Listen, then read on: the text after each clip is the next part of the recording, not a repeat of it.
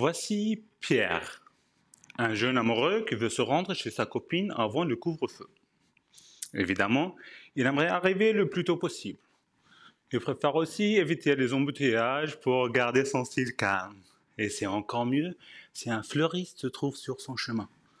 Mais le plus important pour Pierre, c'est d'éviter le quartier de son ex, juste derrière. Il existe encore des milliers de contraintes qui sont difficiles à modéliser. Et même si on y arrivait, satisfaire ces contraintes et les intégrer toutes ensemble dans un seul système de navigation est un cauchemar. Heureusement, il existe un moyen de s'en sortir qui se repose sur une idée vraiment simple. Au lieu de s'embrouiller avec toutes ces contraintes, dans l'espoir de trouver un seul chemin satisfaisant, il suffit simplement de proposer un ensemble de chemins intéressants. Comme ça, chaque passager peut choisir le chemin qui lui convient. Alors évidemment, cette approche n'est pas si récente et il y a pléthore d'algorithmes et des programmes permettant de trouver un ensemble de chemins intéressants dans un réseau.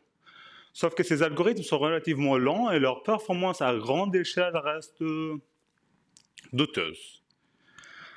Dans mon doctorat en informatique, j'ai étudié une théorie mathématique permettant de modéliser un réseau. Grâce à cette théorie, je peux élaborer de nouveaux algorithmes permettant de résoudre ce problème. Mes algorithmes ont l'avantage d'être plus rapides et moins consommateurs de mémoire.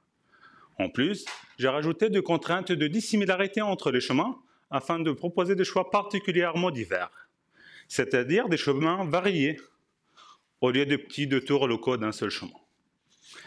Et enfin, j'ai repris ce problème dans le contexte de transport public et j'ai adapté mes algorithmes pour proposer des itinéraires multimodaux intéressants. Alors cette fois, il ne s'agit pas d'un simple trajet en voiture, mais plutôt un itinéraire combinant des bouts de trajet en voiture, bus, tram, piéton et même en trottinette électrique. Et oui, tout ça pour te voir, Juliette. Grâce à mes contributions, les systèmes de navigation sont plus rapides et peuvent trouver des chemins optimaux dans des réseaux de taille internationale, peut-être nationale. À part ça, ils vont aussi proposer des itinéraires et des chemins intéressants et convenables, ou bien plus rapides, moins chers, mis à jour en temps réel et surtout, qui seront moins polluants. Pour finir, les 2 heures de trajet qu'on se tape tous les jours pourront ainsi être réduites et surtout devenir confortables et agréables.